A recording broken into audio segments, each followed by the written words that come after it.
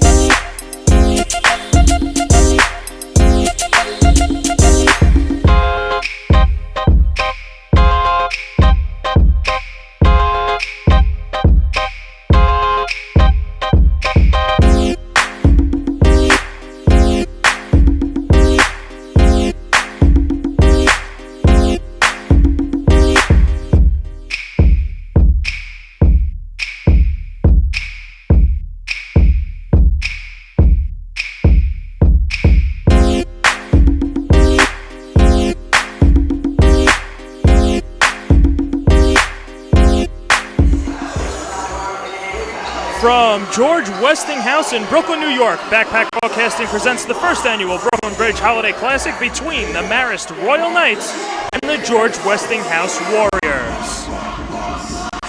And a pleasant good evening, everybody. Alongside Dexter Henry, I'm John Perez. Marist from New Jersey comes into New York City to take a task, Dexter, against New York City teams. And let's take a look at what head coach Jaron Brooks had to say about playing New York City teams. He said, quote, "The team has done a good job of controlling the tempo, but the biggest test is playing New York City teams. Whether they are up 20 or down 20, they're going to play hard. They've only played 2 games, only 1-0 in their HCIAL White Division, 2-0 overall." And Dexter, what does Marist bring to the table? Well, what they bring to the table is a lot of athleticism. They play hard, and I think they like these matchups because it allows them to play tough against the gritty New York City teams, John. So they like that. You see the quote from the coach, and he knows that these are the kind of games that can get them ready as they go deeper into their season. Now you look at the other side, the home team, George Westinghouse. This home crowd has been waiting all day for Westinghouse. They get the evening matchups in today and tomorrow. But for tonight, George Westinghouse, they're a team that's 6-1 in the Brooklyn AA. They finally beat Lincoln after all those years, making the leap over into the AA. And the head coach said that they did not want to lose more than 2 games in their conference at the first half at the end of the season. What about George Westinghouse? What makes them so dynamic? I think what makes them dynamic, they have a lot of guys that can score more than they've had in years past. You got to look at Gerald Williams. You got to look at Akeem Tate, a transfer they've had from North Carolina. He's been tremendous for them, leading them in scoring almost 17, just over 17 points a game. So he's been a guy that's done it. This is a very athletic team. They shoot better than they've done before in previous years, John, and they're a team to watch out for in the Brooklyn PSAL AA division. All right, we'll have more to come. We'll have starting lineups and introductions coming up next at the first annual Brooklyn Bridge Holiday Classic live on BackpackBroadcasting.com. John Starks. What's going on? I'm Victor Cruz. My name is David Diamante. Hi, this is Larry Fitzgerald. Hello, this is Spike Lee, and you're watching Backpack Broadcasting.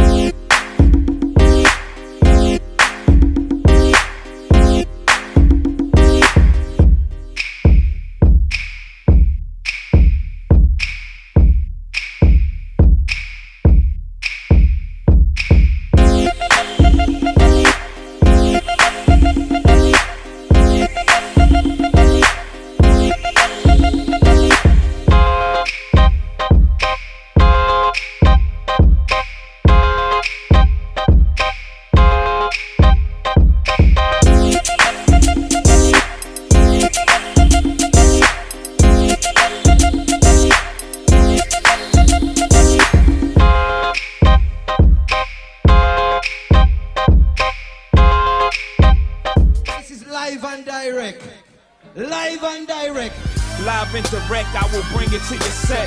I got now, I don't kill, got next.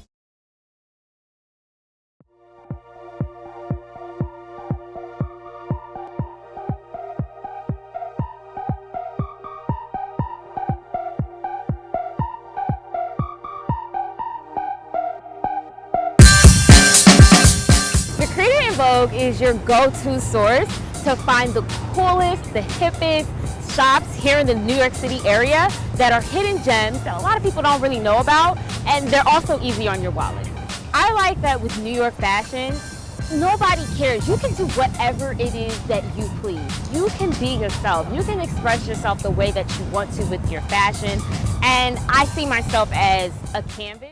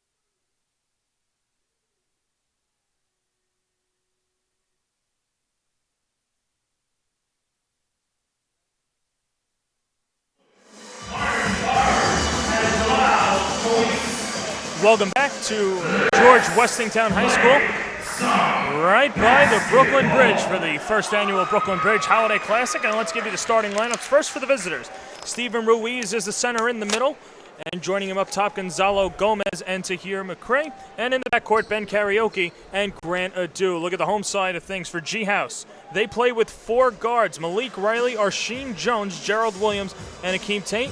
And their lone forward, Damari Moore. And there they are, 6-1 overall in the Brooklyn AA Conference. And they're just a team that has had everything go right for them, Dexter. And they're a team that has, been getting stops on defense. They've been getting the much-needed buckets. And this team has been more clutch than in years past. Yeah, no doubt about it. They're a team that's matured. It's a program that's definitely been built.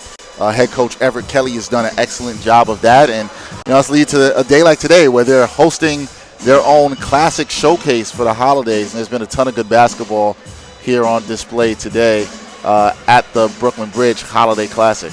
And you saw with Bishop Laughlin earlier, we were covering that game. That game goes to overtime. The game right before us, Poly Prep and Paul Robeson, almost goes to overtime before Poly Prep upsets Robeson, if you want to call it that, at the buzzer with a made free throw. And this game has certainly been enticing on all fronts. Yeah, absolutely. That was a good win for Poly Prep. No doubt about that, yep. John. That was an exciting finish. This proves to be another good one, too. We've had some good matchups. You don't know what you're going to see. You guys talked about in the last broadcast with Patrick McCormick that, hey, guys know who they're playing against. They know the teams they're playing against, and they're excited to play with those guys. So it's always good to see this competition here as we're ready for the opening tip. Yeah, it seems as if there's a little technical difficulties. We're almost set to go. A couple of laughs over at the table. And we get the thumbs up. It'll be Damari Moore and Stephen Ruiz. George Westinghouse in the home whites with the yellow-greenish trim. And Marist in the road blues. And winning the tip will be George Westinghouse, and controlling the ball on the near side are Sheen Jones. Now it's Tate trying to drive inside. He won't get it to go. Rebound goes towards McCray. Good defense early on by the Royal Knights. As we mentioned in the open, only 2 games played for Marist.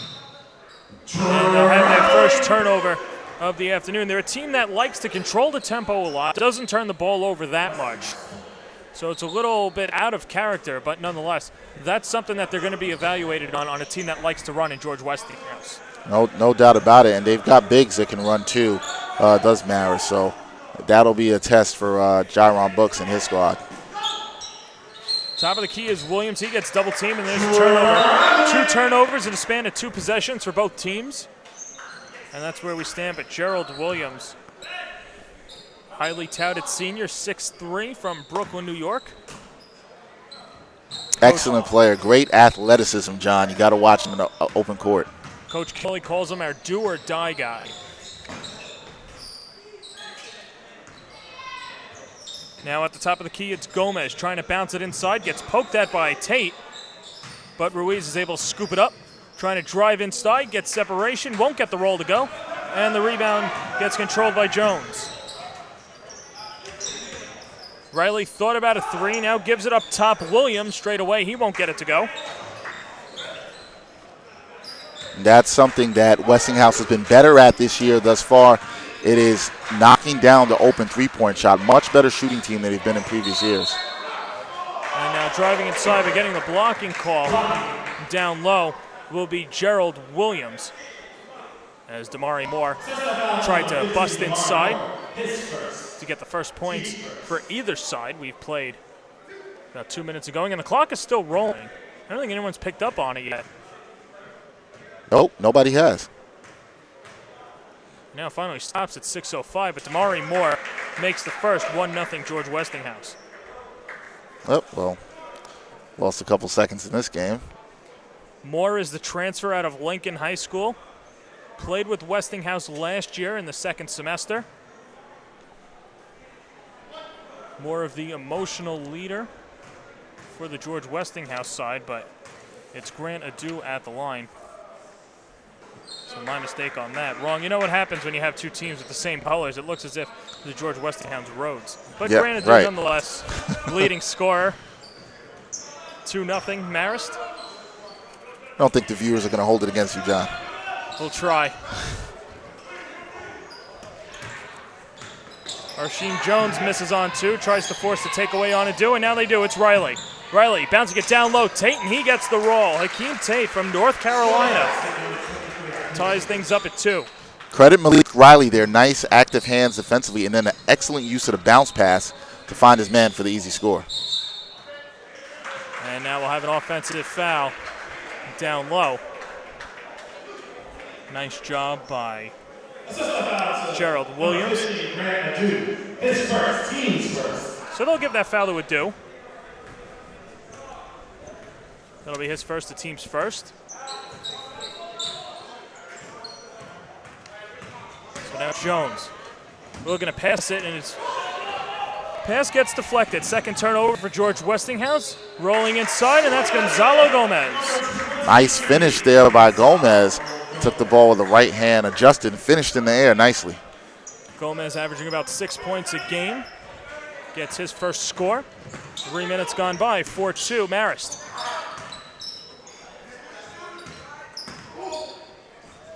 Now with the finger roll, that's Gerald Williams. Yeah, I like that by Gerald Williams right there. Was patient, didn't take the shot, had an open 3, but didn't settle for that, decided to go to the rim. Things tied up at 4 apiece. Now on the near wing, Karaoke up top to Adu.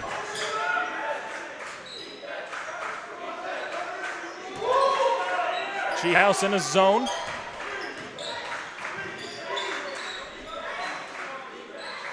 Now down low, Gomez on the block with 7 to shoot. Turnaround hook shot is off to the left. Rebound Williams. Williams looking to run. Passing it over, going up for the dunk attempt was Riley. He won't get that to go, but nonetheless, O'Sheen Jones knocks down the three. Nice shot there for Jones. And look, Riley's very active. You saw him go up for the dunk there. He can bang it, trust me. That kid can definitely get up.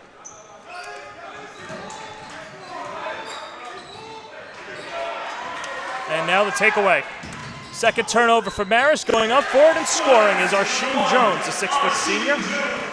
O'Sheen Jones on a personal little 5-0 run here for the Warriors. 9-4 lead, and Jones has struggled a lot this first half of the season. Has had his moments, including the fourth quarter of that Lincoln game, where he just knocked down shot after shot. As we'll have a whistle. And that's the second offensive foul against Marist. A little bit of a sloppy start thus far here for Marist. Sometimes they look like a team who's only played 2 games. Not really much of a flow yet, John. Well, Brooks said that this is a team that likes to face New York City competition when they can. Certainly getting that opportunity tonight. There's Williams freeing up Jones. He's off the mark. Rebound Gomez. Nice rebound there by Gomez. And now fighting the other way. Granadu, he's a tough person to guard because of his size and his strength. And you can see he's able to just muscle in. And it's very, very sleek there, too. Nice ball handling, able to be crafty between 2 defenders. Granadu with 4 of Marist's 6 points. Now near side, 3 ball on the way. Tate, no good. Tate had a good look, not able to knock it down there. Now McCray looking to drive inside. No, but a foul. Wow, how was that not an offensive foul? I'm not sure. That looked a little bit more like an offensive foul than the other 2. I agree with you and on now that. they're going to call it. Ah, okay. Look, hey, we know something. We know something. Well, the near side official that's holding the ball initially called a block, and he got overruled by the far side official. Good job, far side official. Yeah. We salute you.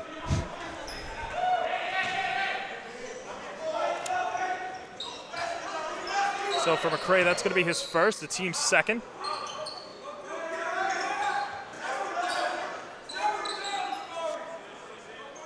And now Jones going into the low block.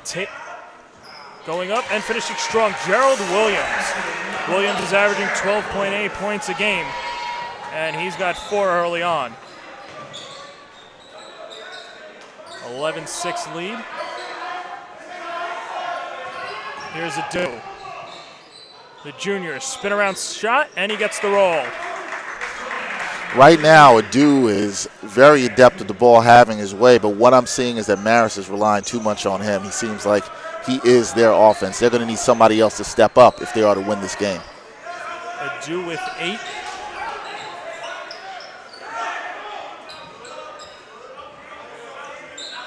Now turnaround shot and hitting Gerald Williams.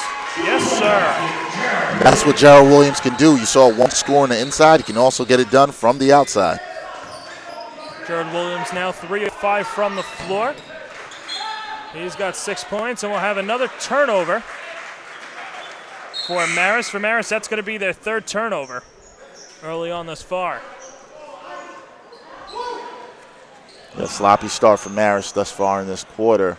They're going to have to cut down on the turnovers, especially the offensive fouls. Rashad Staten checks in for G-House.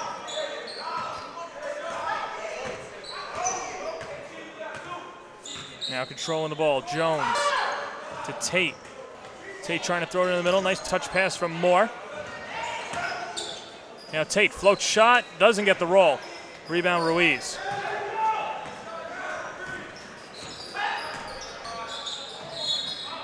That could have been another offensive foul there on the Adu. Gave a little bit of a chicken wing, but no call by the ref. Got to be careful with that. Sorry, John.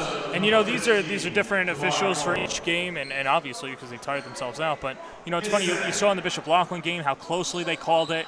You know, you see in the Poly Prep game, not called. It's very loose. Right. You know, and this, you know, sometimes, and I brought this up to Patrick too, was that for sometimes when you have officials that call the games that close, you have to think that teams would eventually have to adjust to it. Neither South Shore or Bishop Loughlin did that. Right. And we'll see how G-House does that the rest of the way. I think it's tough sometimes for young teams, playing at this age in high school basketball to learn to adjust to that. I think a lot of players get very frustrated, and that affects them on both sides of the ball.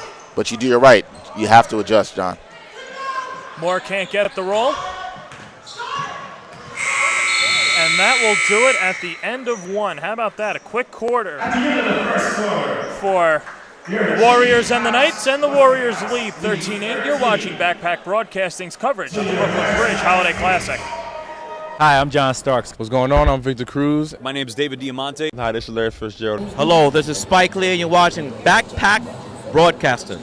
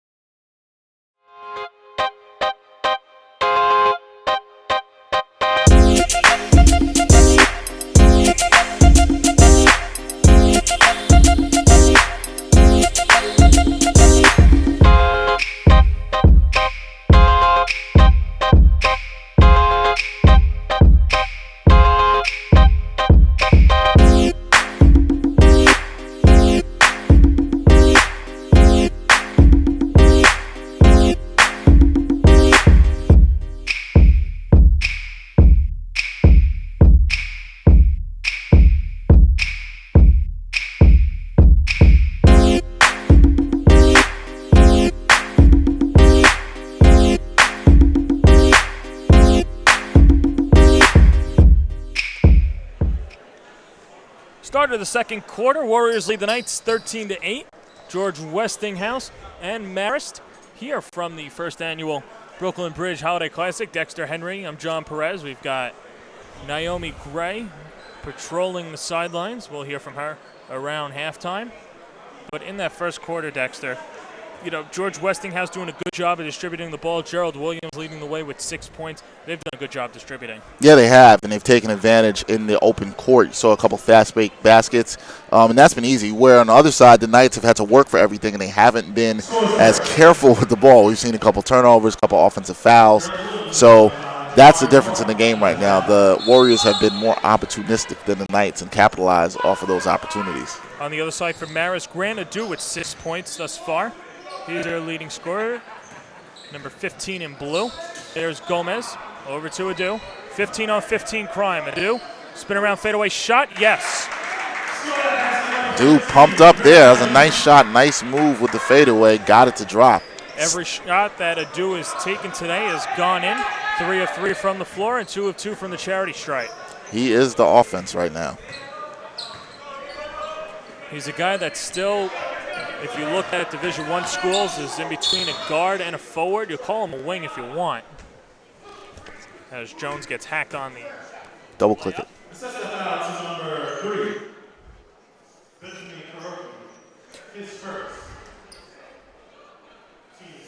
So the foul goes on Kuroki, and Jones misses the first one. We've also seen today how free throws can hurt you.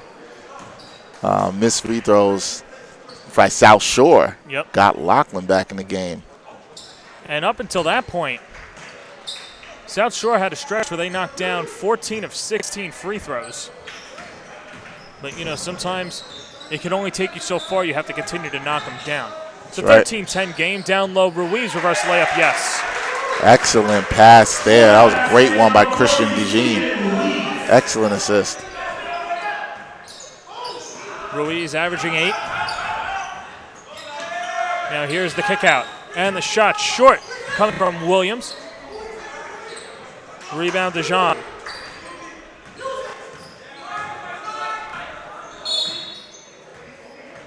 And now we'll have a whistle. But Christian DeJean, number 2 in blue, normally the primary ball handler. We haven't seen much of him.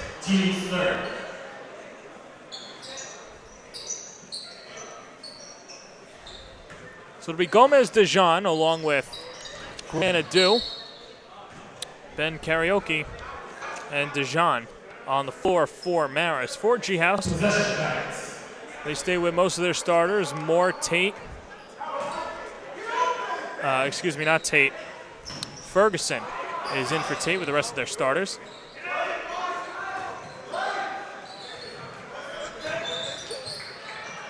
Now looking to drive inside. Adu, he won't get it to roll. Ferguson with the rebound.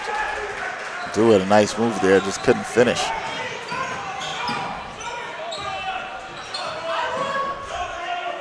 Dexter, we're seeing a lot of open looks on this right wing, and there you go. There's a shot. Rashad Staten was just able to knock it down, and you know, what can you say about the defensive rotations of Marist? They're not quite there yet. They're not quite there, and what's interesting, John, is a lot of teams have played Westinghouse with a zone this year, but they've handled it pretty easily, and Coach Kelly told me he's very surprised that teams have played them that way, but there's a team that can shoot better. I think it's a lot of teams going off of what they've seen in the past. Westinghouse maybe struggled to shoot from the outside. This is a much better shooting Westinghouse team, and they're showing it here today with the open shot you just saw by Stan. So they'll put Dijon at the line.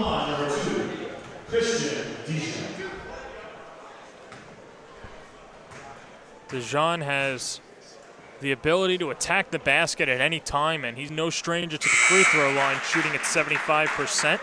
As he knocks down the first one.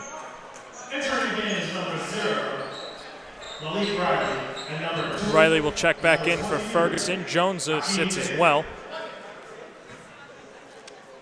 And Tate will come back in. And 2 of 2 for Dijon. 4 different scorers for Marist: Dijon, Ruiz, Adu, and Gomez. And they trail by 3. So now we'll see another sort of 2-3. That leads to another wide open lookout. And a shot is knocked down. Akeem Tate. Excellent ball movement there. Extra pass by Malik Riley set up that shot. Tate's got 5. Remember, he transferred in from Knightdale High School in North Carolina, and there's the takeaway, Ferguson. 5 turnovers for Marist thus far. We've played almost 13 full minutes. And that foul will go on Ruiz, his first. The team's 6th.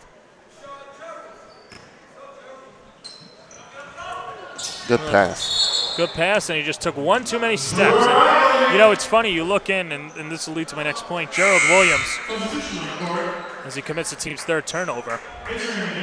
You have to wonder if some of these players are used to playing on the wood yet. Remember, it's basically been a rubber floor, forever at George Westinghouse. Yeah, a place a lot of people did not like to play.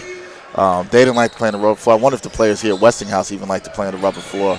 But I was here when this court was unveiled, and Jordan Brand did a brilliant job with it. And the principal and the athletic director here at Westinghouse, they had a lot to do behind it. And even since then, the lighting in here has been changed, and it's beautiful. But I think that's something that takes time, definitely, John, like you're saying, getting adjusted from the rubber to the wood. So that foul goes to Dijon. And Marist will call a timeout. So, you know, you look at, how about this too? And I'm sure we might have more from Naomi later, but, you know, if you're George Westinghouse, now they might not have a say in who plays in this tournament. But with that said, you've got Robeson here. You've got South Shore here. If you're George Westinghouse, you'd have to imagine you're not just coming for one game. You've got a chance to potentially scout teams that you're going to see down the road in your conference. Oh, yeah, absolutely. And then conversely, on the other end, you don't want to show too much, right? Yeah. You don't want everybody to see what you've done. Although all these coaches and players, they know each other well. They see each other in tournaments throughout the summer, showcases like this. So, yeah, they got to scout 3 teams in their own 3 teams in their own division. And that's a big thing for Westinghouse. But some of those coaches, they're staying around to scout them too. So they're going to see, because in the Brooklyn PSAL AA division, every game counts. So we're set to go. Marist making its way back onto the floor. 5:05 remaining. Warriors lead the Knights 19-14.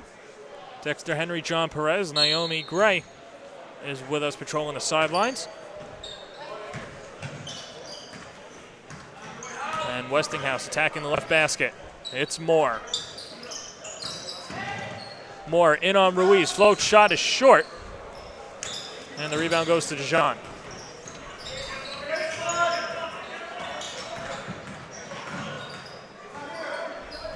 Now Dijon being guarded by a guard, and that's his second foul. In a matter of 2 sequences, and Jyron Brooks can't believe it. He's got his hands right by his cheeks. Yeah, you got to be better with the ball than that, Dijon. Dijon, very sloppy, and his pocket was able to be picked clean. And you'd have to imagine Brooks has to make a decision here with 4:38 remaining. Dijon is clearly not on his game, but he also has 2 fouls, and you don't want him in foul trouble before the end of the first half. Yeah, I think you got to sit him here, 4:38. He's got some of these fouls by being careless. Those are not the fouls you like to see, but he's going to stay in the game. Riley misses the free throw. And it'll be a deuce. Shoveling it over towards the right side, towards Karaoke. Gets broken up, but last touch by Karaoke. And it'll be the Warriors basketball. Yeah, see, those are the turnovers that'll drive you crazy as a coach. You know, you call those self-inflicted wounds. Bad passes, careless with the ball, silly fouls. It's the reason they're down by 5. You actually would think Westinghouse would be up by more right now, but G-House only a 5-point lead. 6 turnovers for Marist. Now bouncing it over towards the left side, Tate. He's going to drive inside. Nice Euro step in the finish. Nice finish there by Tate, and Coach Kelly's very high on this kid. Talked about his leadership, talked about how he's coming here and has been a great scorer, but the other players on the team have bought into what he brings to the table. He grew up in Brooklyn, moved to North Carolina, then moved back to Brooklyn before the end of his 7th grade year. Nobody saw that, but a ball came our way to our broadcast booth, and our producer, Matt Feniza, almost made a nice catch. He had his hands ready. He was ready. Looked like Juan Lagares sitting in the chair. 4th turnover for Westinghouse. And now Adu. Shuffling it over towards the left side. That's Dijon. Dijon taking on 3 defenders, gets blocked by Moore, rolls out of bounds. And Marist will have a fresh 35. It's a great job defensively there by Moore. Stayed on his feet, hands up straight. That's how you do it. You don't want to commit and jump early. You know, when you hear that and then you talk about the NBA and how they're trying to institute verticality, about guys just going straight up. And, yeah. You know, Roy Hibbert was one of the first guys to do that too. You know, you can see that is trickling down, and there's another turnover for Marist. That's their 8th. Yeah, I think sometimes kids at lower levels don't get credit enough for defensive intensity and wanting to play. And there are kids who play in the high school level, I see this, who clearly relish playing defense. And play defense with your feet, not with your hands, and good things will happen. Moore. Ferguson for 3. Off to the right. We have another ball our way. It's funny, we've been here all day, and we haven't had any basketballs come our way. And within a span of 30 seconds, we've had 2. So what changed? I sat in the play-by-play seat, and Matthew Feniza is taking over producing. It's us. Maybe you know what it is? There's 3 Met fans here. That's what it's got to be. That could be it. Yeah. I don't know what fan Pat is, but Bowling come over when he was here. He's a Yankee fan. Everything goes their way, right? Oh, yeah. Here's Ruiz. Inside. Offensive foul.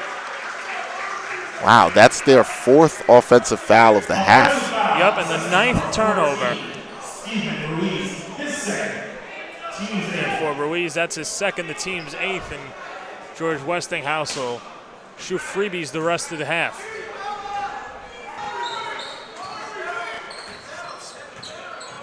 So Jones into the front court.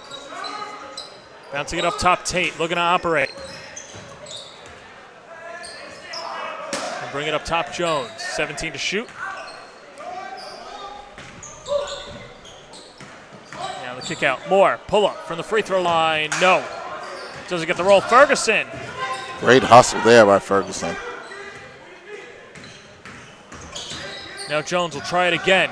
Ferguson for 3. That's too long. Zaheem Ferguson 0 of 2 from downtown. Still a 7-point lead for Westinghouse. Important stretch here for the Royal Knights. They've got to make something happen to close out this quarter strong. Moore almost gets the turnover. But, I've really been impressed by Arsheen Jones and the way he's been manning the ship, number 1 in white. Yeah, he definitely has. Able to get into the paint and looking for his guys on the outside. So with that kind of ability, that's another thing about Westinghouse. I don't think they've had this level of point guard play in the last few years. They had some really good guards, some good wings. Isaiah Gurley, who played here a few years ago. But this is what's going to take them to the next level, which this team very much believes they can go to. Haven't been past the quarterfinals in the PSAL playoffs in the last 4 years. So a foul was called down low on Jones. That's only his first. Here's Ruiz. And now a shot from the far side. Adu won't get it to go. That's a rare turnover there by G-House. They were looking to score easily on the break, which they've done a great job thus far in this first half. Yeah, Westinghouse with only 5 fouls, with only 5 turnovers thus far. Now shoveling it over towards the left side. Here's Adu again. After the screen from Ruiz, looking to drive inside, and he gets the ball. Nice move by Adu. Adu has done an excellent job. I believe that's 10 points for Adu? Yes, sir. 10 points. He has 10 of the 14 points. As I said, he's the offense for the Royal Knights. And 4 of 6 from the floor. Riley thought about it. Now hold on to it. Jones wanted the ball. That's one thing about this G-House team. They've got 4 guards in the starting lineup, but all 4 can certainly handle the rock. The pull-up Moore won't go. Rebound Dijon. Damari Moore has struggled thus far. 0 of 4 from the field. Under a minute to go. 50 seconds to be exact. Ruiz on the far wing. Good ball movement. Dijon. Towards Ruiz. 13 to shoot. Gomez. Gomez diving with Jones. It's a takeaway. And a timeout's going to be called by George Westinghouse. They've now turned the ball. They've now forced 10 turnovers. They're a team that's been very aggressive. And, you look at Marist, and it looks as if George Westinghouse is kind of in their heads. Yeah, I think that they're thinking too much before they pass. They're not even seeing where their players are going. I think one thing that's interesting to me here is that they forced 10 turnovers, but they're only up by 5 points. When you think you've played this well defensively and you force some turnovers, you think you'd be up by more. But Westinghouse, a couple times not able to capitalize off the turnovers. I think that's something you look to see them be more aggressive with and clean up in the second half. So it's a 5-point lead with 33.5 seconds left to go. And, you look at that discrepancy and the 10 turnovers, but only being up 5. G-House only shooting 10 of 32 from the floor. They've been getting a lot of offensive rebounds, but they haven't been able to convert. Yeah, that's the thing. They're not capitalizing off second chance points. I think if they did that, this would definitely be a double-digit game. And unfortunately, they have not been able to. So that's got to be frustrating for them. And you look at the rebounding across the board. Jones with 4, he leads all on the Westinghouse side. Williams with 1, Akeem Tate with 1, and Shaheem Ferguson with 2. Ferguson didn't even start. Shot clock turned off with 25 seconds to go in the first half. And now a turnover. 6 turnover for G-House. Dijon can probably hold for the last shot. Dijon will swing it over. Now Adu. Ruiz. Back to Dijon, holding the ball over his head. 3 to shoot, tries to kick it out. At the horn for 3, yes, Gonzalo Gomez. Boy, did he need that shot. That's only his second made shot. First 3, and as we end the first half, it's a 21-19 lead for G-House. And a disappointing way to end the half for Westinghouse, but a strong way to end the half if you are the Royal Knights. That's a huge 3, Westinghouse are going to be a little bit disappointed they're not up by more. But hey, if you're the Royal Knights right now, John, you could turn the ball over 10 times, and you are only down by 2 points, and you haven't shot the ball well. You got to be happy about that. So that will do it for the first half. We'll come back with a nice halftime hit from Naomi Gray. We'll see what she has to say with both head coaches. And we'll be right back from the Brooklyn Bridge Holiday Classic right here on BackpackBroadcasting.com. I'm John Starks. What's going on? I'm Victor Cruz. My name is David Diamante. Hi, this is Larry Fitzgerald. Hello, this is Spike Lee, and you're watching Backpack Broadcasting.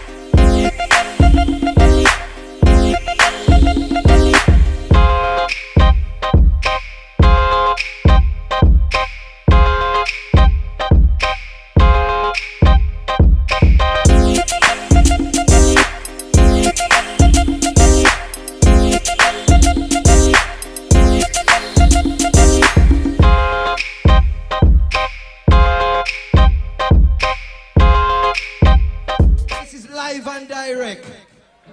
and direct. Live and direct, I will bring it to your set. I got now, I don't kill, got next.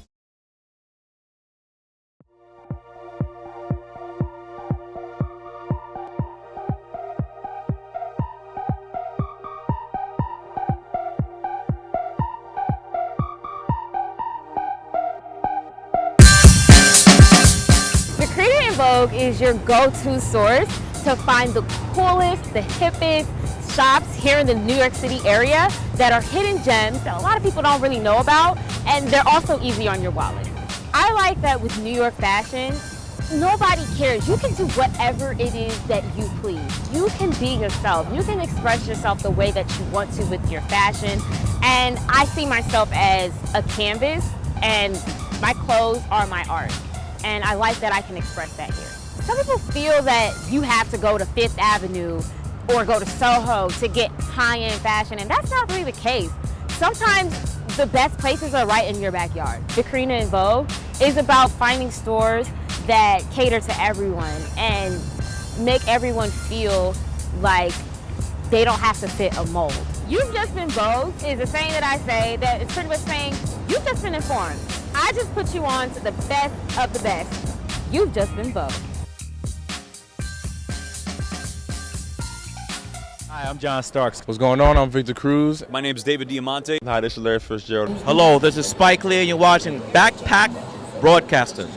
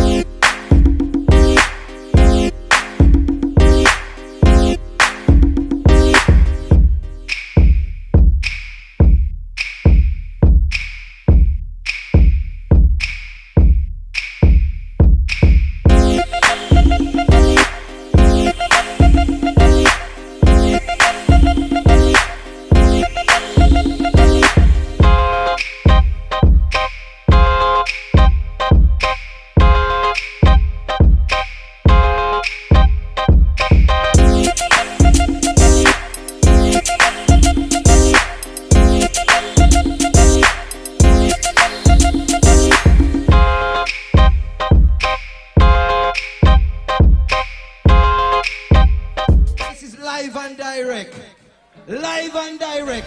Live and direct, I will bring it to your set. I got now, I don't kill, got next.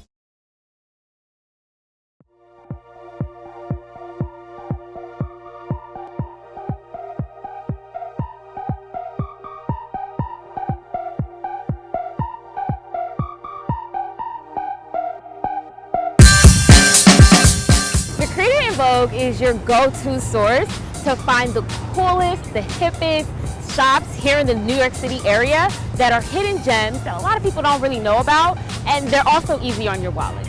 I like that with New York fashion, nobody cares. You can do whatever it is that you please. You can be yourself. You can express yourself the way that you want to with your fashion. And I see myself as a canvas, and my clothes are my art. And I like that I can express that here. Some people feel that you have to go to Fifth Avenue or go to Soho to get high-end fashion, and that's not really the case. Sometimes the best places are right in your backyard. Vitrina in Vogue is about finding stores that cater to everyone and make everyone feel like they don't have to fit a mold. You've just been Vogue is a saying that I say that is pretty much saying you've just been informed. I just put you on to the best of the best. You've just been Vogue. Hi, I'm John Starks. What's going on? I'm Victor Cruz. My name is David Diamante. Hi, this is Larry Fitzgerald. Hello, this is Spike Lee, and you're watching Backpack Broadcasting.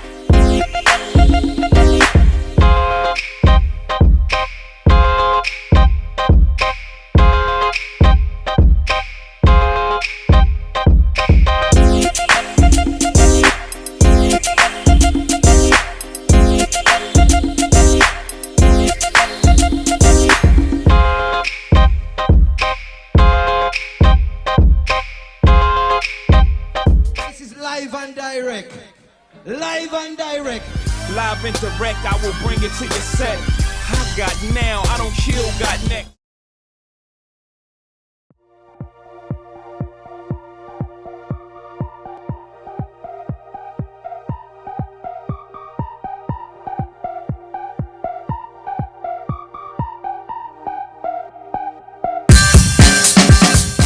Creator in Vogue is your go-to source to find the coolest, the hippest shops here in the New York City area that are hidden gems that a lot of people don't really know about, and they're also easy on your wallet.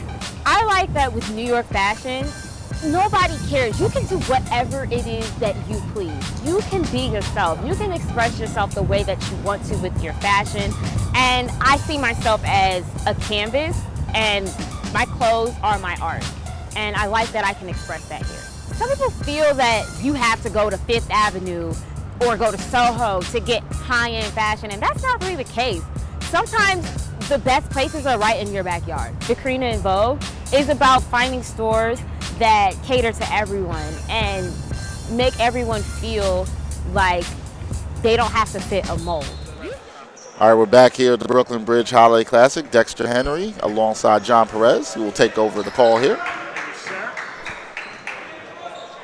Thank you, sir. And here we go. It's a 21-19 lead for G-House, and driving inside and grabbing the block foul is Gerald Williams. Williams in the first half had 6, and he's got a chance to add on to more. And Dexter, you know, it's only a 2-point game after 16 game minutes, but you look at the numbers and you look even closer, and you would think that, you know, Marist has been playing well. They really haven't. Only, you know, 10 turnovers, but G-House is not able to knock down their shots, particularly from the free throw line either. Yeah, I know Coach Kelly was not happy about that. We'll hear a little bit more about that later from Naomi, but they haven't been able to capitalize, and then you see a missed free throw there by Gerald Williams. These are the little things that add up and keep teams hanging around in games when they're not playing that well themselves. After going 1 of 2, the team is now 3 of 7 from the charity stripe. Ooh. Both teams with their starters on, and there's a takeaway. And Malik Riley can't finish, but trailing right behind him is Gerald Williams. Nice follow-up by Williams. Riley couldn't believe he didn't get the foul call there. Definitely got hit on the right arm. 9 points for Williams as that goes out of bounds. You look at the turnover ratio, George Westinghouse only with 6, which is a fair number for PSAL, considering that both of these teams like to run, sometimes can force a lot of bad passes, trying to throw it into tight windows. And there's another turnover, and turnover right back. I'm not sure if Jones had full possession on it. He probably didn't, if you're going to go statistically, but it is a turnover for Marist. And we'll have a timeout, so we'll catch up with Naomi Gray in just a couple of minutes, too, a couple of seconds.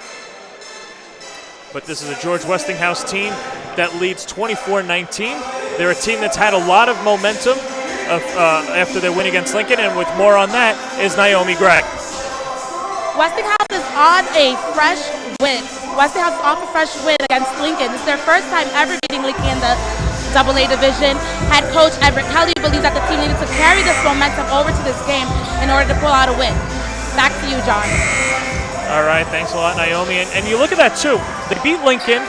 They played George Thomas Jefferson very tough. They, you know, there's no reason that they can't compete and take over this AA division this year. Yeah, no, I think the thing is that they also want to see some respect in that way. There's been some rankings around the way that haven't given them the respect they've had, even though they've got the win over Lincoln. I think a lot of people still aren't respecting what they've done as a program. Some good defense here again. I think that'll come in time. I think this is a good team. I think they will be one of the final teams standing at the end of the year. DeJean can't finish. Ripping down the rebound is Williams. And a fresh shot clock and trying to kick it out, but another turnover. Turnover number 7 for Westinghouse as Jones steps on the end line. Yeah, Westinghouse getting a little sloppy there. But something you brought up earlier, John, that you were talking about was this team and their ability for guards to handle the ball. Guards of all different sizes. That's what makes them so dangerous, not just on the offensive end, but on the defensive end too, as you see here. Almost another turnover. And Ruiz now giving it off. Adu inside. Walloping inside, can't get it to go. Rebound Moore. Good pass. And Moore gets it done on both ends. Excellent pass right there. And Moore with the finish. Damari Moore went 0 of 4 in the first half. Finally gets the first bucket. Westinghouse is dangerous. They can get turnovers like this. They're scrappy. Their guards can be all over the floor, and they can run. Oh, man, they can be very dangerous. 12 turnovers, but there it is. Akeem Tate. Just like that, Westinghouse, look, John, they've opened it up to a double-digit lead, their largest of the game. Tate missed his only 3 of the first half. He's 1 of 2. You can give him 9 points. And Marist is looking for some semblance of offense, and it'll start with Adu. Who is the offense again. 12 points for Adu, 12 of the 21. Those other 9 coming from Ruiz and Gomez.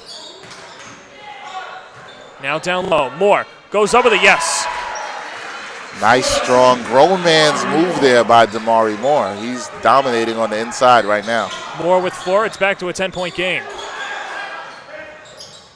Westinghouse very aggressive in this third quarter with the full court press. And this is exactly what Jaron Brooks, the head coach of Marist, was talking about. Up 10, down 10, up 20, down 20. They're going to continue to press every PSAL team, and his team's going to have to be ready to handle the challenge, and handling the challenge on the mid-range jumper is Gonzalo Gomez. And credit there to the Royal Knights, moving the ball around well, not letting the ball touch the floor, and they found the open man for the open shot. Jones down low to Williams, and there he is. We're starting to see a little bit of a flow to this game. Both teams able to score. And a takeaway. Hakeem Tate. And right now, G-House doing it in their house, getting all the turnovers they need for the easy scores. And this is exactly the type of game that George Westinghouse needed. You know, you look at all the games that they've played, they've had to grind out victories, and there's a do. But, you know, they've had to grind out victories. That Lincoln game was very tension-filled. The game's obviously not over yet as we head midway through the third quarter, but nonetheless, things have been pretty easy. Yeah, it's been very impressive on both ends, and I've been very impressed with the Royal Knights and Adu. He's a one-man wrecking show. He needs some help, though.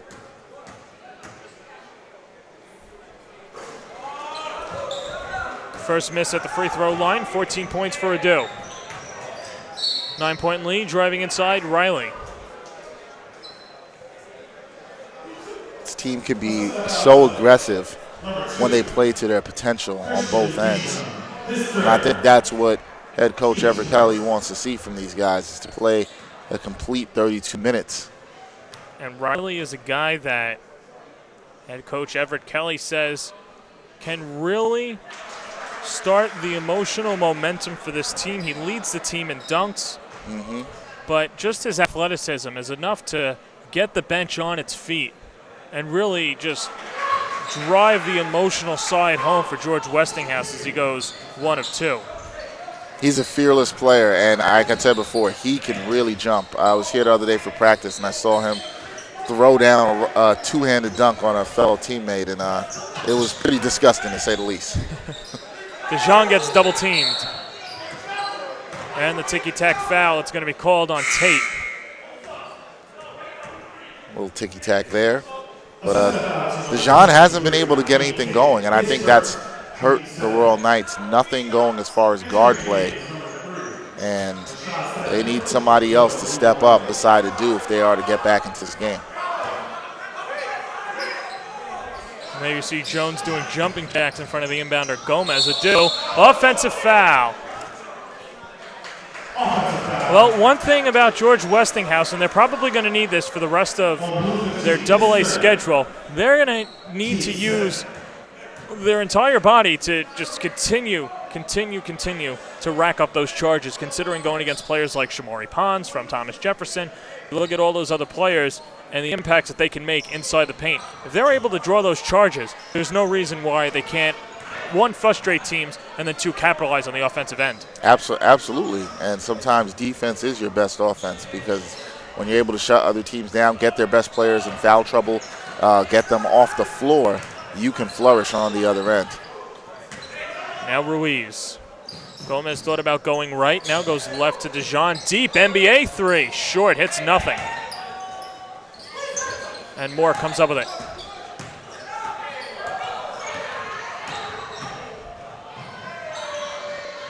And Tate misses the bunny. Grabs his own rebound. Good pass. And Jones can't finish. Not a good finish.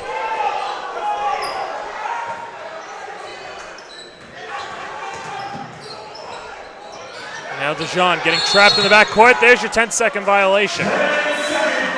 And credit G-House once again bringing the full court press. They've been relentless. They've been relentless in this quarter with that.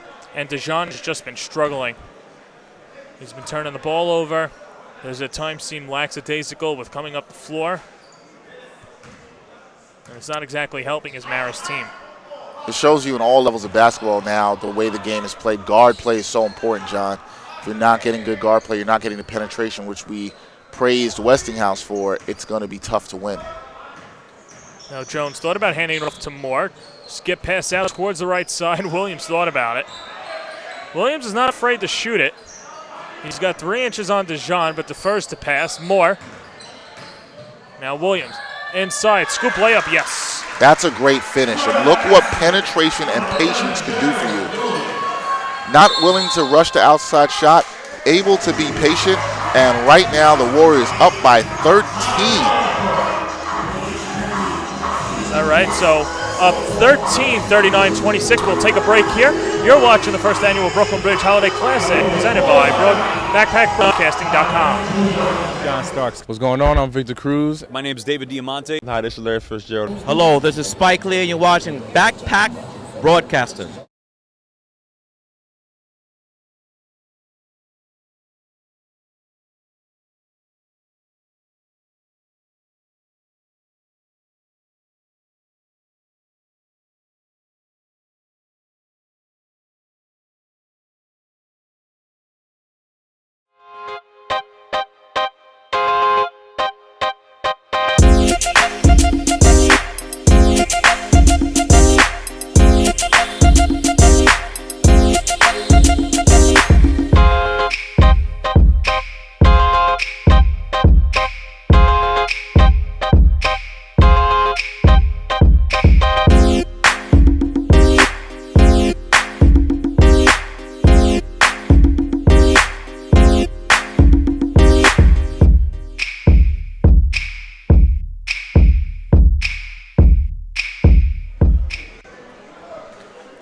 Back here on the home of the Warriors, George Westinghouse High School, alongside Dexter Henry and Naomi Gray and the rest of our Backpack Broadcasting crew. Happy holidays from John Perez.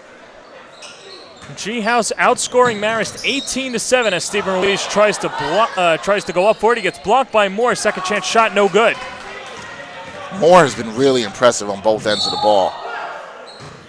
And we'll have a blocking foul down low that'll go on Gomez. And G-House just continuing to do what they do. Relentless with the press, attacking the rim. They've definitely turned it up this quarter.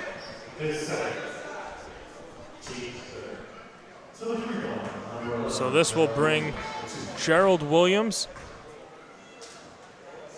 Williams is a guy that's normally played in a lot of foul trouble and has to be used in spurts, because there will be times where he'll pick up 2 fouls in the first quarter, then he won't play till late in the second quarter. Can't really find an offensive rhythm, and sometimes that just has to do with a basketball IQ. Sometimes that has to do with close officiating. It's a number of factors, but it's something that Williams has consciously been working on. Yeah, Coach Kelly spoke with me about that he's been trying to do that. Listen, bottom line here is, John, they need him on the floor. He is a great all-around player for them. He does so many things well for them. They need him on the floor. And the more he's on the floor, the better G-House is. Ruiz, offensive rebound. And now the takeaway. 15th turnover for Marist as Moore blows the layup. Moore, I think, was going up, and he wasn't sure whether Ruiz was going to wrap him up, and Ruiz didn't get the foul. Dejan can't get the turnaround. Now Moore the other way. Pull up, yes. Smooth, man of his size, able to step in from the three-point line for a 15-foot stroke. Nice job. Moore with 7. And we'll have a foul against Rashad Staten. So that's his second, the team's second.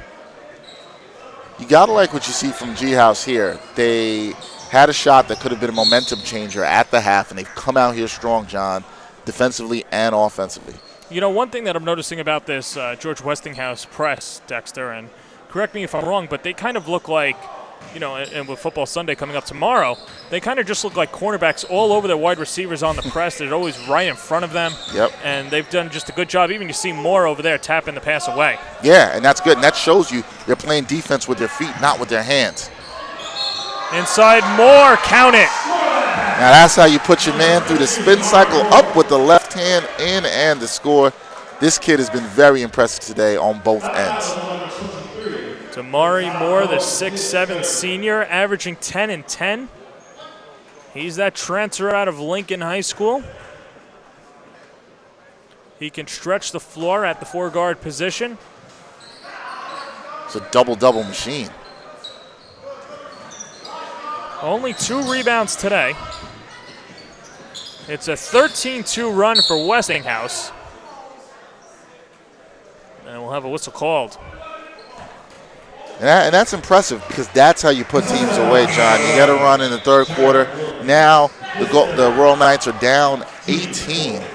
And if you're the Royal Knights and you're the coaching staff right now, you're thinking, where's the heart of this team? Do they have the fight for a comeback? And if you're Coach Kelly, you're telling your Warriors, put your foot on their throat, stomp them out. Let's end this at home. Well, swinging around, DeJean gets double-teamed. Ruiz towards the elbow to Adu, looking to operate, going inside, and he gets fouled. Adu, once again, he's the only guy making something happen consistently for the Royal Knights. Adu with 14. His average is 17.5. At times can be a tough guy to guard because of his in-between size. He's kind of like a 2.5. If you want to call it, not really a shooting guard, but not really a small forward either. Yeah, he handles the ball pretty well for his size. He's not done growing. It'll be interesting to see where he can play on the next level. Giving him 16. And that's the lead for Westinghouse right now, and they'll turn it over. Only the 7th turnover for G-House. I believe that's their first one of this quarter. Yes, sir. So they've done a good job. It shows you what you can do when you play good defense, playing efficient offense, capitalize off turnovers, and most importantly, you take care of the ball. Good things happen, John. And how about this just for the rest of AA play? George Westinghouse is a team that can take the charge, can force turnovers. You know, they might not have a guy that'll score 30 a night. Right. And they might not have a guy that's a top, 100 Division I recruit. But they're guys that can do the little things and win basketball games, and they're showing it right now. Little things sure showed up in the third quarter for G-House. They are dominating at their house. And there it is, a 44-30 lead. You're watching the Brooklyn Bridge Holiday Classic on BackpackBroadcasting.com. I'm John Starks. What's going on? I'm Victor Cruz. My name is David Diamante. Hi, this is Larry Fitzgerald. Hello, this is Spike Lee, and you're watching Backpack Broadcasting.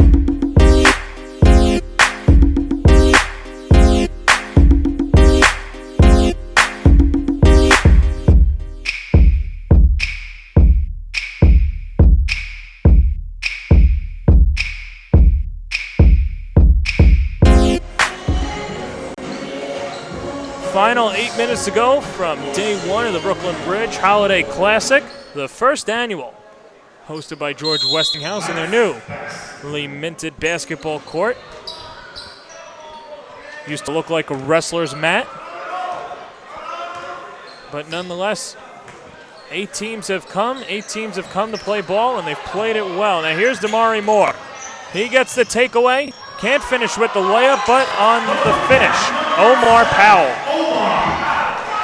There you go. They've been capitalizing when they've had second chance points too. That's what's also been impressive this half. Now DeJean trying to go inside, but Moore gets the block, but a foul's going to be called. And it's either going to be on Tate or it's going to be on Moore. Well, now they're going to wipe the foul off the floor.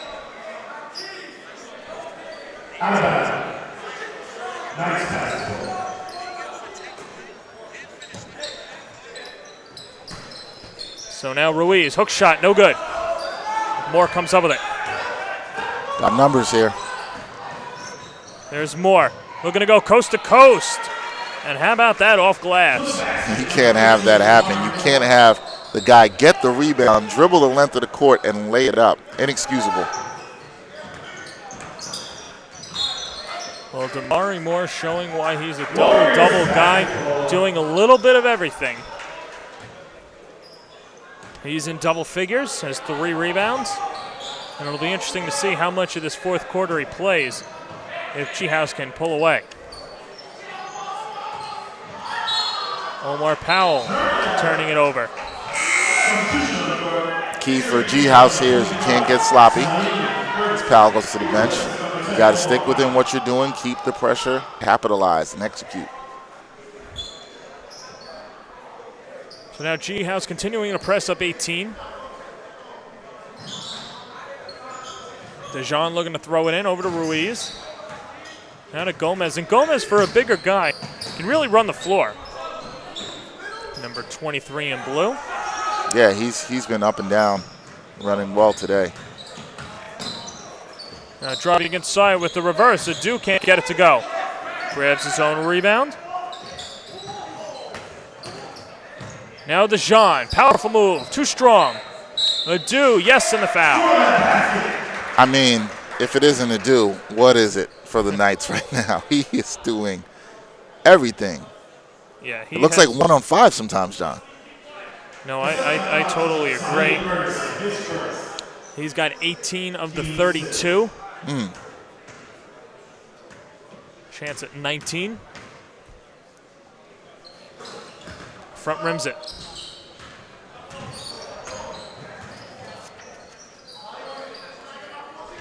Adu now 4 of 6 from the charity stripe.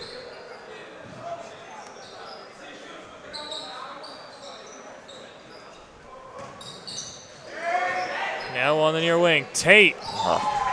Too nice.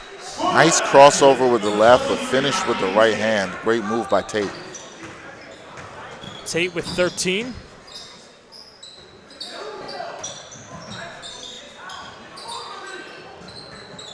And now towards half court, this will be a backcourt violation. Nothing going the way of the Royal Knights. Gomez wanted to say that it was touched by G-House. He's not going to get that call. Substitution on court. Entering in number 11, Gerald Williams. So Williams will check back in. He replaces number 23, Hakeem Tate.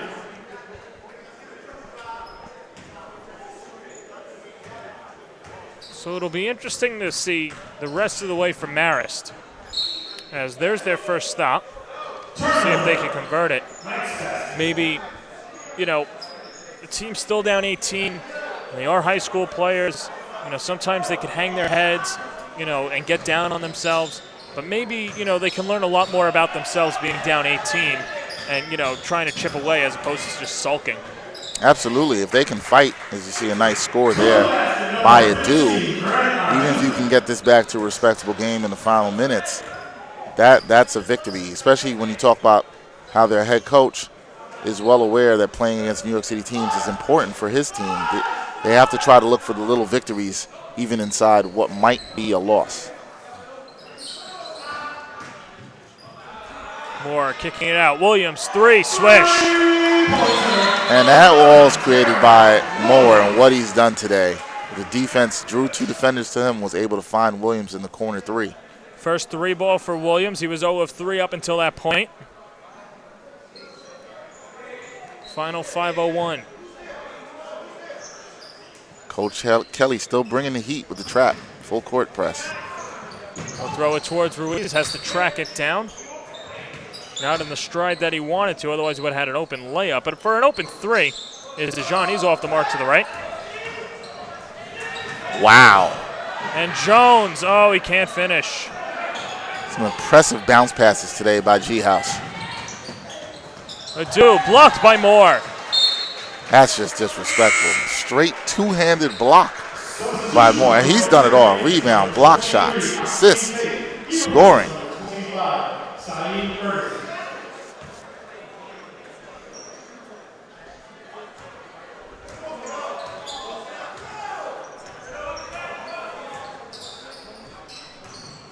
now looking ahead for G-House on 3. Williams. Oh, he can't be stopped.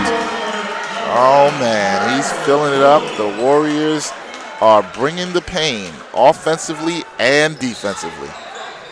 He's got 20 points. Now McCray doesn't grab the roll. Williams grabs the rebound.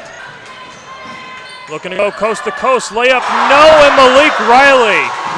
And take a look at the G-House bench. Told you he could jump, and he jumped, not on a dunk of his own, but a putback, and that got the bench up. The bench is up now to celebrate with him. That kid can sure jump out of the building and spark his team. Riley only 6 foot flat, but he can get up there with the rest of them. It's a 58-34 lead thus far, and we'll keep it here. But it's an 8-0 run for Westinghouse. They've pretty much been doing everything the right way, and now you have to wonder, you've got some, notable player of the games, and more than one player of the game for G-House. You've got Damari Moore, Malik Riley's been in there, Gerald Williams as well. So, it's a team that really has an embarrassment of riches. They do, and I think for people who haven't seen Westinghouse play, that maybe are underestimating them this year, it's good that you're getting to see a nice look about what they can do. Obviously, they'll have some tougher competition in the AA division in Brooklyn, but this is a team that can run the floor, this team that can create havoc and cause turnovers, a team that can hit shots from the outside, well-coached, disciplined. All the players have been part of this program for many years, and you're seeing the fruits of their labor today, and hopefully they'll see that by hoisting up a city title at the end of the year. Certainly something to be in contention. Now Gomez.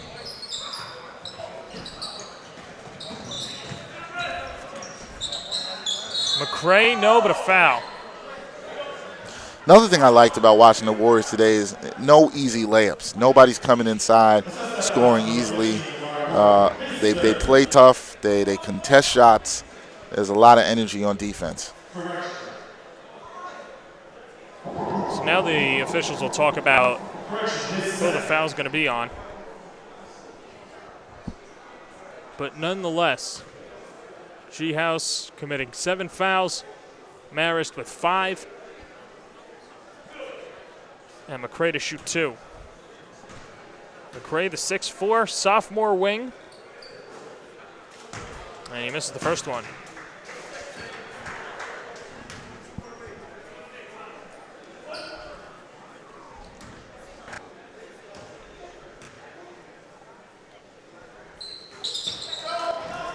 Oh of 2, rebound Riley.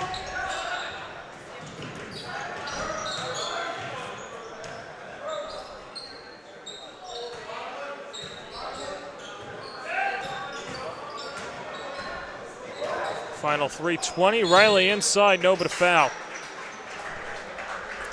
They continue to attack and attack again. Riley saw the putback dunk that he had before. Now attacking the rim with a chance to add 2 more to his point total. And Riley's a guy that's had to play in spurts this year. Coach Kelly says that his conditioning's not exactly where it needs to be yet. But he's looked pretty swell tonight. Yeah, definitely on that putback dunk. His conditioning looked fine there. Sure, if he does a few more of those, Coach Kelly will be smiling. He might also sit him, too.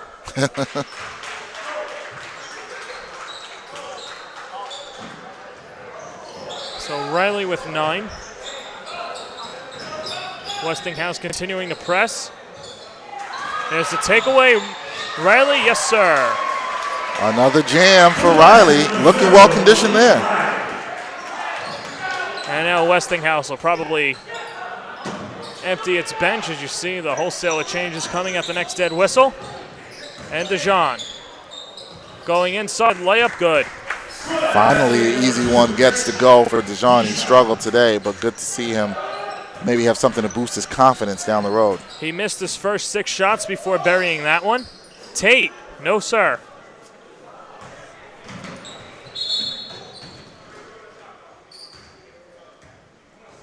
And now we'll have a whistle, and now we'll have a wholesale of subs.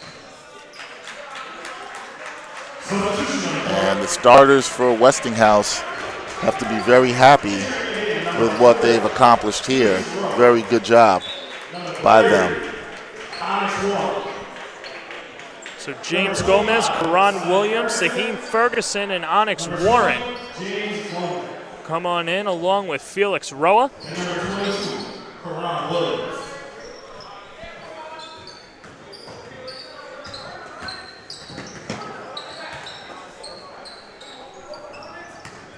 Play out the final 140 seconds. Now getting trapped on the inside was a do. And we'll have the blocking foul. That foul will go on Roa, his first.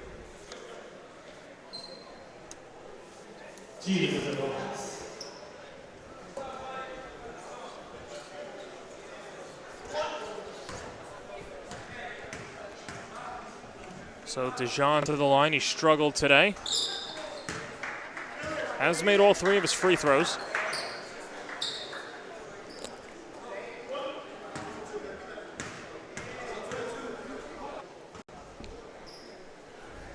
So Ben Karaoke, Tahir McCray, Tristan Sadler as Roa goes to the line and knocks down the free throw.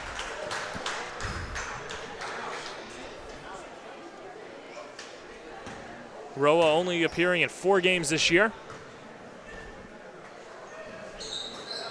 Is 1 of 2 at the line. Rebound Lombardi. Jump ball. We'll have a jump ball. Possession staying with Westinghouse. Now on the inside, Ferguson. Ball rolls out of bounds.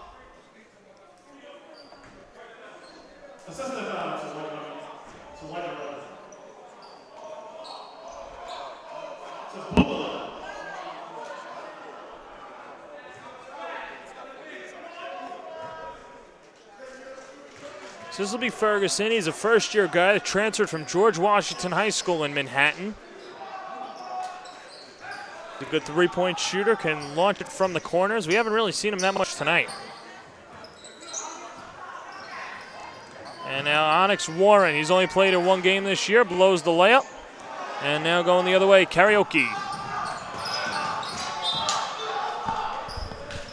And it will stay with Marist.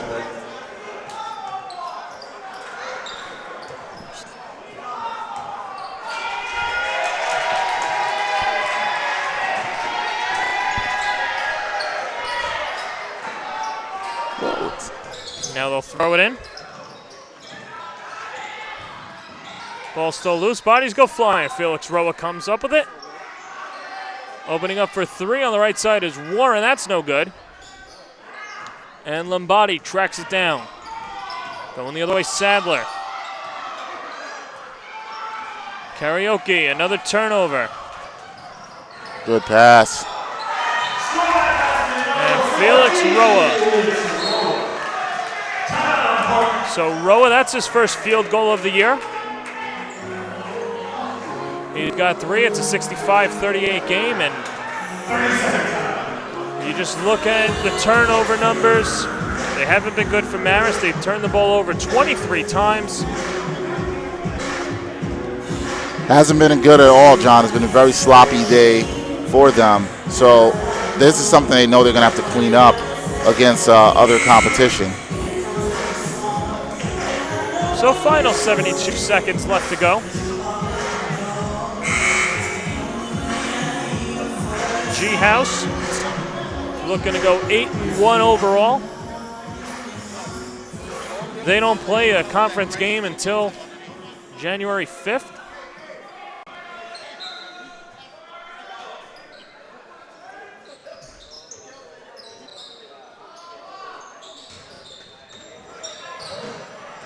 Warren with the takeaway. Feeds it off down low. And Karan Williams has only played 45 seconds this year. Loses it out of bounds, so it'll stay with G-House, 34 to shoot.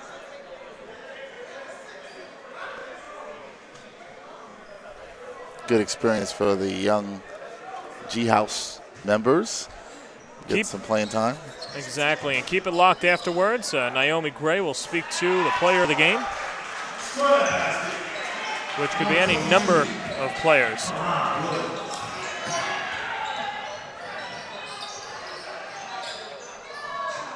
And Williams again. Oh, he can't get the finish.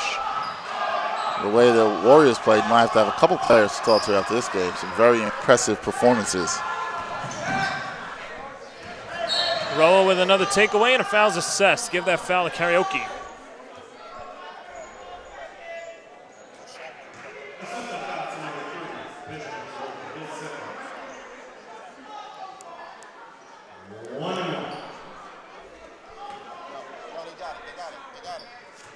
So Felix Roa to the line.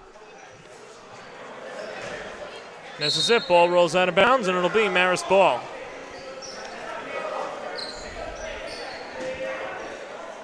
What?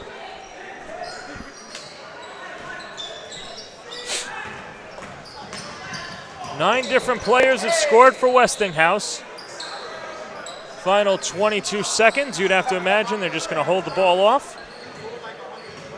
No, you never know. Some of these kids don't get much playing time. They want to get a shot. We'll see. Roa just holding the ball towards the bench.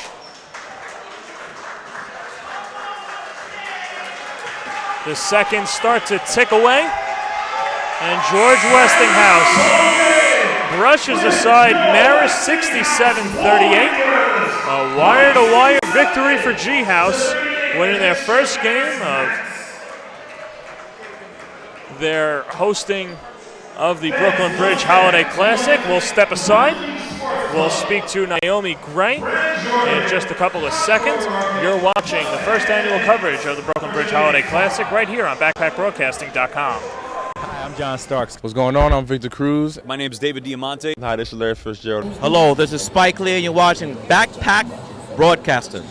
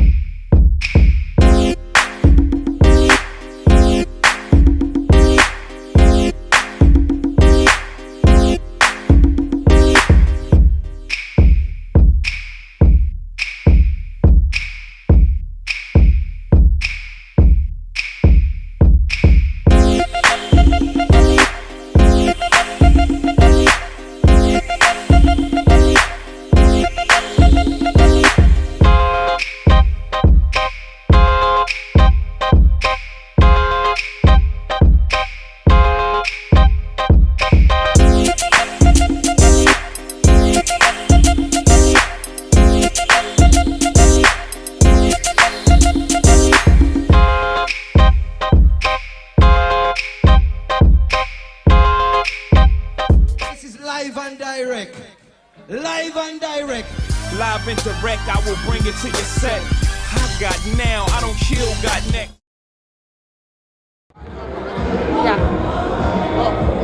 I'm here with Damari Moore of George Westinghouse. Congratulations on your win tonight. Please tell me, how did you prepare for tonight's game? We just came in knowing that we had to play defense and play it hard. We was a little sleep in the first half, and then we came out second half and turned up the defensive intensity. What do you think were some of your team's greatest strengths tonight?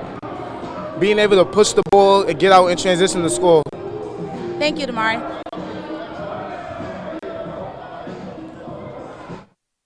All right, well, we heard from Damari Moore. Now we're going to go back to Coach. Prepare your team tonight to win. Well, it was hard in preparation because we didn't have any games this week for the PSAL. So we just tried to keep our guys active. We haven't been playing with a lot of energy in the first half. We did the same thing. So we just wanted to try to get our guys to put a little bit more pressure in these guys in the second half. And that's all we've been trying to work on during the week, getting back to putting pressure on teams defensively and creating easy opportunities and not just waiting on half-court offense. How was it hosting this tournament in its inaugural year? It was huge. It's a great feeling. We had a great turnout for the event. I'm very happy that myself, the Brooklyn Youth Sports Club, and Anton over at Conrad McCray, that we were able to do what we do along with Jordan Brand. The first year, it was a very good feeling. We had a great turnout. You had the opportunity to watch some teams in your division play tonight. How was it being able to not have to travel and watch them play? Well, it was good. Unfortunately, they both somewhat played well. On our home court, Robeson took a tough one, but South Shore was able to pull it out, and our first game back is South Shore. So I'm hoping that tomorrow they don't have the same kind of luck because they played well on our court, and they beat us here last year. So we're just hoping that them teams continue to do well, but not so well when we play them. Thanks so much, Everett. Appreciate it. Thank you. Back to you, John. Hi, I'm John Starks. What's going on? I'm Victor Cruz. My name is David Diamante. Hi, this is Larry Fitzgerald. Hello, this is Spike Lee, and you're watching Backpack Broadcasting. Great job by Naomi. Good questions over there. Good job all around. A great job by a crew and Dexter. It was just a wire-to-wire victory for the Warriors tonight. Yeah, definitely a dominant victory for them there. You gotta definitely like that all the time when you can see that by the home team hosting the tournament, their first time. It's just a great to see, and it was a great day here at the Brooklyn Bridge Classic. It's a tournament.